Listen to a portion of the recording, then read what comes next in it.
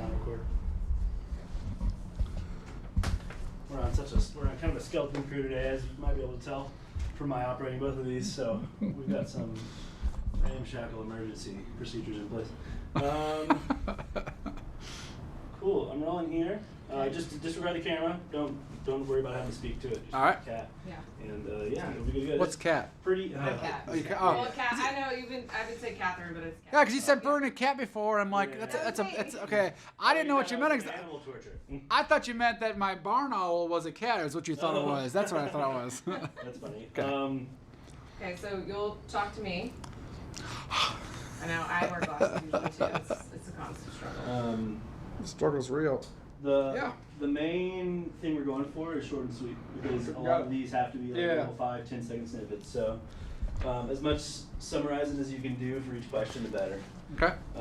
Yeah, I should be good to go. Okay, so we'll start with your name and Okay. spell it and your title here. All right. My name is Andrew Edens. I'm the chief nail puller at Smoky Mountain Vintage Lumber. You can spell your name also. Andrew, A-N-D-R-E-W, Edens, E-D-E-N-S. Awesome. So tell me a little bit about the process from beginning to end. So we generally we take down barns, and the barns that we take down are generally falling down on themselves already. So if we don't reclaim them or somebody else reclaim them, they're generally a waste. So then we take in the lumber, we kiln dry it, so it kills all the bugs, stabilizes the wood, and then we either sell piece by piece, or we can mill it for somebody, or we can make a one-of-a-kind piece of furniture for them. Should we do that again? Wouldn't hurt. We have that huge truck right outside. Okay. So tell me about the process from beginning to end. Okay. The process is real easy. We generally take down barns that are falling in on themselves already. So if we don't reclaim them or somebody else reclaim them, they're usually a waste. And then we generally, sorry. That was me and I, okay. Well, I know it's okay. It was that too. truck. So. Yeah. Okay, all right. The process is actually really simple. Is we take down barns and reclaim barns that are generally falling in on themselves. So if we don't reclaim them or the owner doesn't reclaim them, they're generally a waste. So we feel like we're doing a good thing.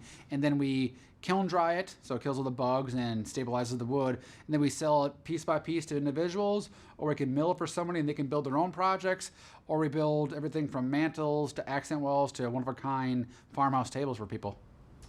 Cool. So tell me why I want to come to you to build my table. Like, let's talk about like like what we were talking about, like the detail, the specific customizations that you do, why it's unique. Your product is unique. Okay, yeah. Well, you can. I think it's close. Okay. No.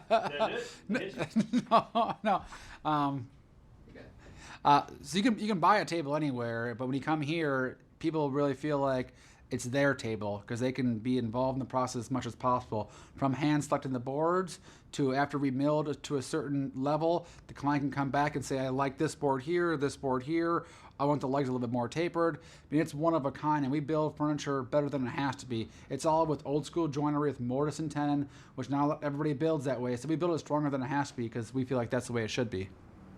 Okay, cool. So say that again.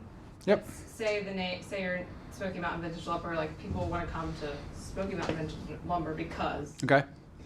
So people want to come to Smoky Mountain Vintage Lumber because they can buy a table anywhere, but when they come here, they get a table built for them with old school joinery, mortise and tenon, built just the way they want it, to fit their chairs underneath it, and it's built better than it has to be because that's the way it should be. And people still understand, at least our clients, luckily for us, still understand you get what you pay for. Awesome. So you mentioned that there are other reclaimed wood. What's the technical term for? There are two other companies. Reclaimed wood. Companies. Yep. Sure. So what makes you unique against them? Why is your product sturdier, better? And say your name again. Yeah, say your name and then say there are other companies in Knoxville. Okay. Or you can talk about if it's a collective and you guys work together. I don't know if you do. No. Okay. I hate them. That was a good one. So we are somewhat unique. What was the question again? We are somewhat unique. Sorry. There are other companies like this in Knoxville. So what makes you stand out? Okay. Basically? Okay. One of the things that makes Smoky Mountain Vintage Lumber unique in this market especially is the fact that somebody can come here, a crafter can come here and get one board, and we'll spend 20 or 30 minutes with them choosing that one board that they want to build a sign on, and we'd be happy to do it for them. But the next customer will be somebody who's building a $3,000 table or more, and they want, you know, exactly everything the where it needs to be. I don't like the way that sounds, so I'll start over again. All right. So one thing that makes Smoky Mountain Vintage Lumber unique in this market is that fact that somebody can come here and buy one board. They can go through 5,000 boards and choose that one that works just right for their craft project.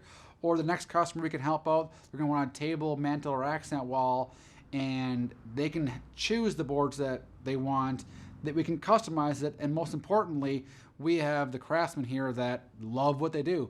And if you love what you do, it shows in what you do. Awesome. So when you said something about people coming, artists come here, or crafters, I don't know if that's a...